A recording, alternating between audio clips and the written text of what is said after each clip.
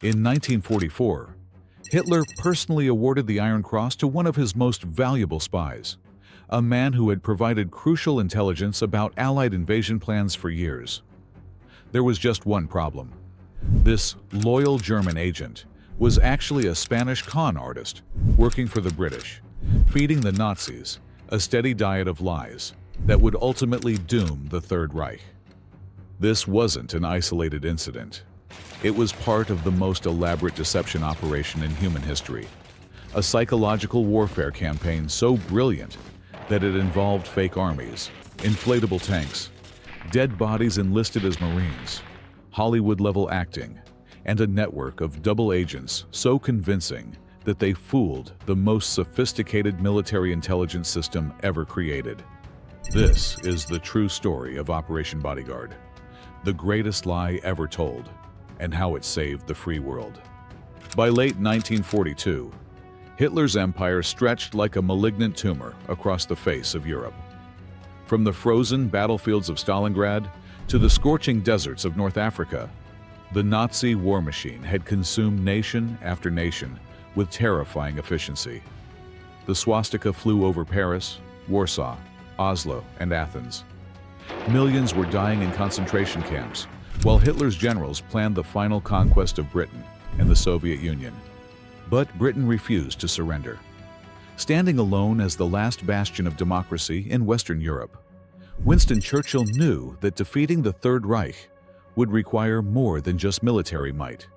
It would demand the most audacious gamble in military history. The plan was Operation Overlord, the largest amphibious invasion ever attempted. 7,000 ships would carry 160,000 troops across the English Channel, supported by 12,000 aircraft and 25,000 paratroopers. The target? The beaches of Normandy, France. But there was one terrifying problem that kept Allied commanders awake at night. Hitler wasn't stupid. He knew the invasion was coming. 50 German divisions, over 800,000 battle-hardened troops, were positioned along the Atlantic Wall, a fortress line stretching from Norway to Spain. Massive concrete bunkers, millions of mines, steel obstacles, and artillery positions turned the French coast into a death trap. Field Marshal Erwin Rommel, the Desert Fox himself, commanded these defenses and boasted he would inflict a second Dunkirk on any Allied invasion force. The mathematics were brutal. If Hitler discovered when and where the Allies were landing, even 160,000 troops wouldn't be enough. The invasion would fail, democracy would die, and the Nazi Empire would become permanent. So the British did what they had always done best throughout their history. They cheated, brilliantly. Enter Operation Bodyguard, named after Churchill's own words to Stalin. In wartime, truth is so precious that she should always be attended by a bodyguard of lies. This wasn't just military deception. This was psychological warfare on an industrial scale, involving thousands of people across multiple continents, all working to sell Hitler the most expensive lie in history. The London Controlling Section, Britain's most secretive intelligence unit, crafted a deception so complex it made Hollywood look amateur. They would create not one, but multiple fake invasions, each designed to pull German forces away from Normandy. The centerpiece was Operation Fortitude, split into two deadly illusions that would keep Hitler's armies chasing ghosts. Fortitude North was designed to convince the Germans that 200,000 Allied troops were massing in Scotland, preparing to invade Nazi-occupied Norway. They created an entire Phantom Army, the British Fourth Army, commanded by Lieutenant General Andrew Thorne. This fictional force came complete with fake radio traffic between non-existent units, dummy military installations, simulated aircraft, and carefully leaked invasion plans that British intelligence ensured would reach German spies. To add credibility, they had the legendary General Bernard Montgomery himself spotted arriving in Scotland, suggesting that Britain's most famous commander was preparing for a northern offensive. German intelligence took the bait completely, diverting precious resources to defend Norway against an invasion that existed only on paper. But Fortitude North was just the opening act. The real masterpiece was Fortitude South, a deception so elaborate it would make Houdini weep with envy. The Allies faced a fundamental problem. Pas-de-Calais was the obvious invasion target. It offered the shortest route across the English Channel, just 21 miles of water compared to Normandy's 100 miles. The beaches were perfect for landing massive armies, and Allied aircraft could provide maximum air cover from British bases. Every German general expected the main invasion to hit Calais. So instead of hiding this fact, the British decided to embrace it. They would make Hitler believe that Calais was indeed the target, while secretly preparing to hit Normandy. The plan was hellish in its simplicity. Convince the Germans that any attack on Normandy was just a diversion designed to draw forces away from the real invasion at Calais. They created FUSAG, the first United States Army group, and put America's most feared general in command, George S. Patton. The choice was brilliant. Patton was the one Allied commander the Germans truly respected and feared. His aggressive tactics in Sicily and Italy had earned him a reputation as a military genius. If anyone was leading the main invasion, German logic dictated it had to be Patton. But creating fake armies required more than just organizational charts and radio chatter. The British turned southeastern England into the world's biggest movie set, complete with props that would fool aerial reconnaissance and ground-level observation. They deployed hundreds of inflatable Sherman tanks that looked completely real from the air. These weren't crude decoys. They were masterpieces of deception, complete with fake tank tracks, simulated heat signatures, and even dummy crews moving around them.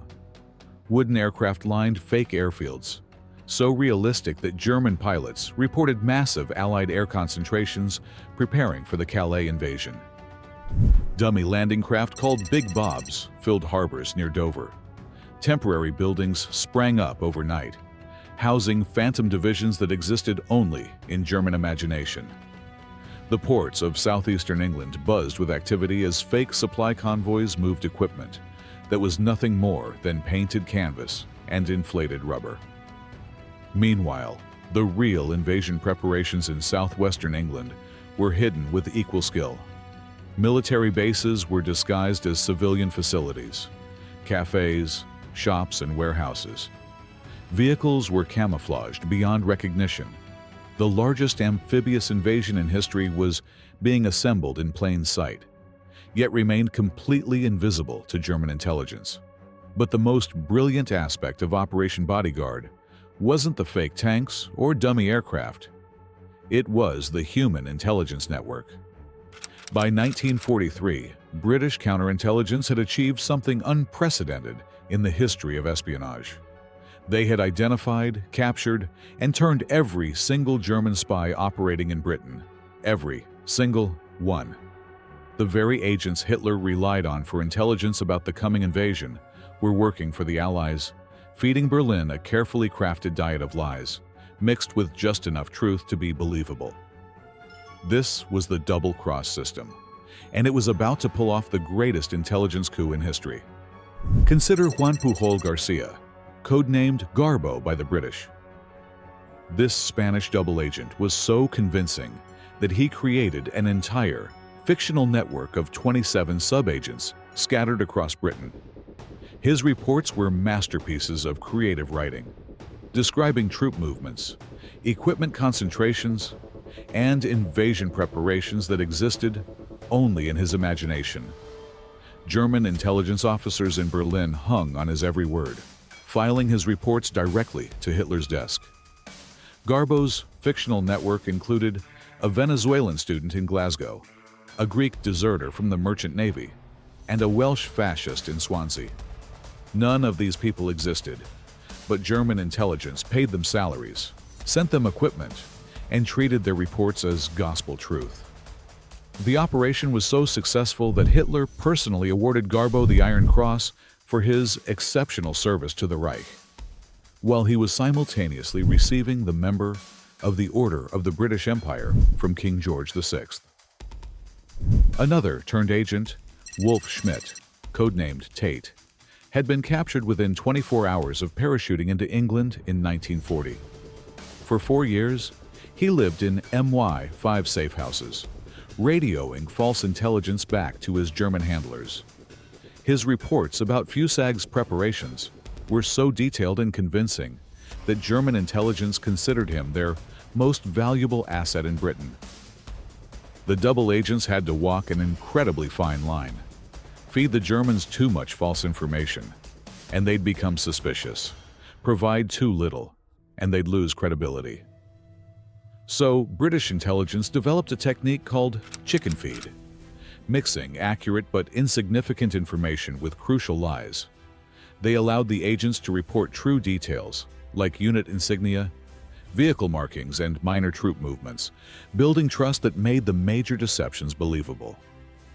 The Enigma breakthrough gave the British an enormous advantage in managing their double agents. By reading encrypted German communications, they could see exactly how Berlin was interpreting the false intelligence, allowing them to adjust their deceptions in real time. The attention to detail in Operation Bodyguard was obsessive, extending to theatrical elements that would make Broadway producers jealous. They recruited M.E. Clifton James, an actor who bore an uncanny resemblance to General Montgomery, to serve as his double. While the real Montgomery was in England planning D-Day, his doppelganger was spotted in Gibraltar and North Africa, convincing German intelligence that no major invasion was imminent. The deception extended to the smallest details. On June 5th, the night before D-Day, the RAF launched Operation Titanic, dropping hundreds of dummy paratroopers called Ruperts north of the Seine River. These weren't crude scarecrows. They were sophisticated decoys, 3 feet tall, made of sand and straw, each equipped with parachutes and incendiary charges programmed to destroy the evidence after landing. The Ruperts were accompanied by just 10 SAS soldiers carrying sound equipment that simulated the noise of a major airborne landing. German forces rushed to defend against what they believed were thousands of paratroopers, while the real airborne divisions landed elsewhere. 8 of those 10 SAS soldiers never returned. Heroes who died selling the greatest lie in military history.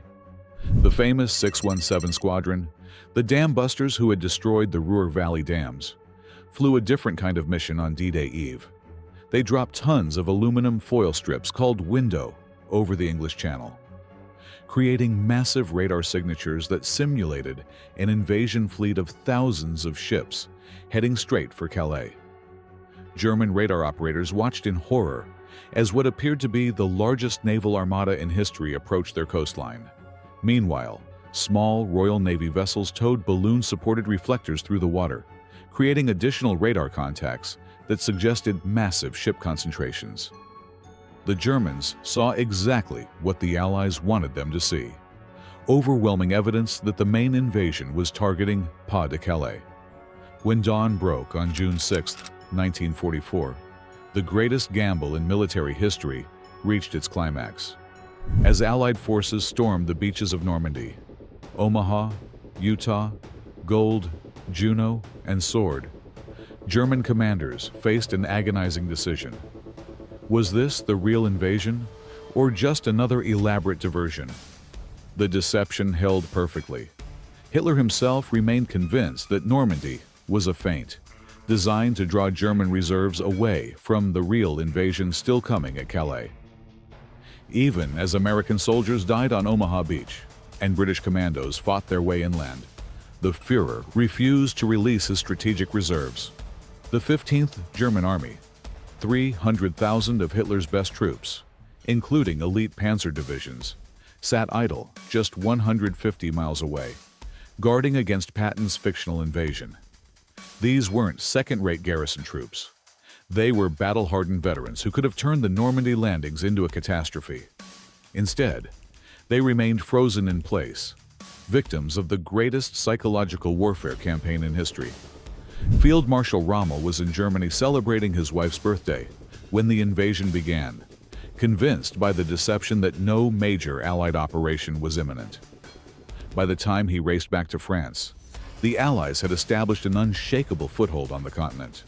The double agents continued their work even after D-Day began. Garbo sent an urgent message to Berlin at 3 a.m. on June 6th, warning that the Normandy landings were just a diversion and that the main attack on Calais was still coming. The message arrived too late to affect the initial landings, but was perfectly timed to reinforce German beliefs about Allied intentions. The deception was so complete that German forces remained positioned at Calais for over 6 weeks after D-Day, still believing the main invasion was yet to come. Even as Allied forces broke out of Normandy and began their race across France, Hitler kept elite divisions guarding against an attack that existed only in British imagination. Operation Bodyguard didn't just help win D-Day, it changed the nature of warfare itself. For the first time in history, a major military campaign succeeded primarily through psychological manipulation rather than superior firepower or numbers. The operation proved that in the modern age, controlling information could be more powerful than controlling territory. The success had immediate strategic consequences. By keeping German reserves away from Normandy, the deception allowed Allied forces to establish and expand their beachhead with far fewer casualties than anticipated. Instead of the 10,000 dead that Eisenhower had privately expected, D-Day cost approximately 4,400 Allied lives. Still a terrible price, but far less than the massacre that would have occurred if Hitler had positioned his reserves correctly. The operation's influence extended far beyond World War II. The techniques developed for Bodyguard became the foundation for modern intelligence operations, influencing everything from Cold War espionage to contemporary cyber warfare. The CIA, MI6, and other intelligence agencies built their operational doctrines on lessons learned from the greatest deception in military history. Winston Churchill, who had championed these unconventional tactics despite fierce criticism from traditional military leaders, was completely vindicated. His belief in the power of imagination and deception over brute force had literally saved Western civilization. The next time someone tells you that honesty is always the best policy, remember Operation Bodyguard. Remember that sometimes the biggest lie can serve the greatest truth.